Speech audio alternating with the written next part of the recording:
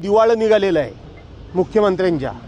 Gateway of इंडियाला पुतळा नाही आहे, तिथे गिरगाव चौपाटीवर लोकमान्य टिळकांचा पुतळा नाही आहे, प्रतापगडावर छत्रपती शिवाजी महाराजांचा पुतळा नाही आहे, कुठे पुतळा नाही आहे।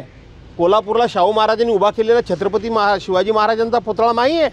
120 किलोमीटर वेगानं जे वाहरे वाहिले त्यालासुद्धा ते पुतळे अजिबातच किंमत झाले नाहीत। हा कुठल्या कॉन्ट्रॅक्टरला पुतळा दिला होता? 45 किलोमीटर कधी सांगायचं वादळ होतं म्हणून तो पुतळा पडला, कधी म्हणायचं ह्याच्याशी आमचा काही संबंध नाही, नेव्हीनं तो पुतळा उभा केला, कधी म्हणायचं त्याच्याशी महाराष्ट्र सरकारचा संबंध नाही।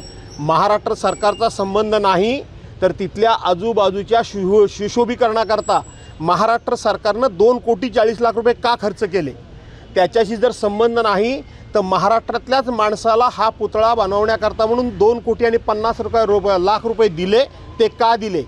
ज्याला दिले त्याची पात्रता तपासली होती का? त्याचा अनुभव बघितला होता काय? तो कोणाच्या जवळचा होता? प्रत्येक गोष्टीत भ्रष्टाचार करायचा। अरे महाराजांचं नाव घेता आणि त्यांच्या कामामध्ये भ्रष्टाचार करता आणि वरती 45 किलोमीटर, ते समुद्राच्या ठिकाणी 45 किलोमीटर वेगानं वारा व्हायला म्हणजे फार मोठा व्हायला की काय? 2009चं भयानक वादळ किती किलोमीटरनी ताशी होतं, त्याचा विचार केला पाहिजे। आणि म्हणून मुख्यमंत्र्यांच्या अकलेचं दिवाळं निघालेलं आहे। आज आमच्या महाराष्ट्राचा स्वाभिमान, महाराष्ट्राचा सन्मान, महाराष्ट्राची प्रतिभा आणि महाराष्ट्राचं शौर्य हे छत्रपती शिवाजी महाराजांच्या रूपानं संपूर्ण जग अनुभवतंय।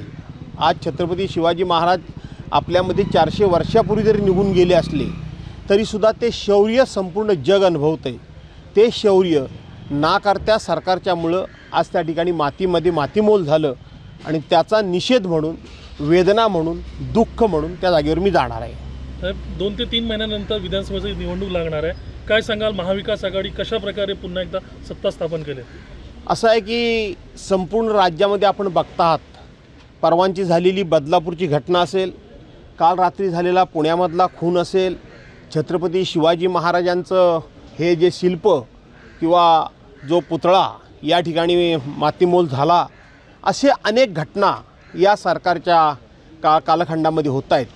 परवांच्या 15 ऑगस्टच्या दिवशी राज्याचे मुख्यमंत्री एकनाथराव शिंदे यांच्या हस्ते झेंडा फडकायलाच तयार नाही, ध्वजारोहण व्हायलाच तयार नाही।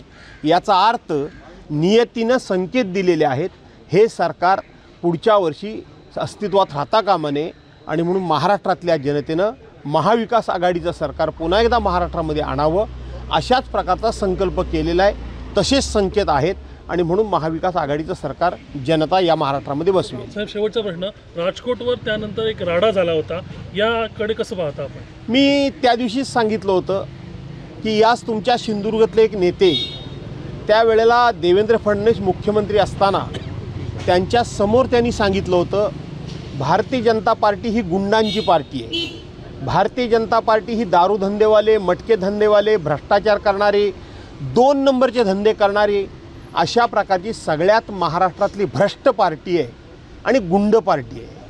आणि त्या नेत्यांचे उद्गार परवांच्या दिवशी छत्रपती शिवाजी महाराजांचा पुतळा ज्या ठिकाणी कोसळला तिथं त्यांनी वास्तविक आत्मक्लेश करायला हवा होता, तिथे वास्तविक त्यांनी मानाखाली घालून छत्रपतींना सांगायला होतं की महाराज आम्हाला माफ करा। त्याच्याऐवजी भारतीय जनता पार्टी ही गुंडांची पार्टी आहे, भारतीय जनता पार्टी छत्रपती शिवाजी महाराज, छत्रपती संभाजी महाराज यांचा द्वेष करणारी पार्टी आहे। हे परवांच्या झालेल्या राड्यातून स्पष्ट झालं आणि हे भारतीय जनता पार्टीच्या वर्तनाशी, भारतीय जनता पार्टीच्या कार्यपद्धतीशी सुसंगत अशा पद्धतीने त्यांनी ही कृती केली।